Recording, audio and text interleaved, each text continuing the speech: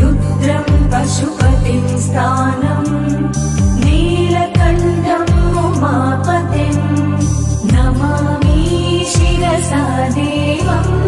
किं नो मृत्युं करिष्यति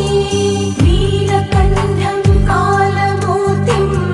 कालज्ञं कालनाशनं नमामि शिरसा देवं किं नो रुद्रं पशुपतिं स्थानं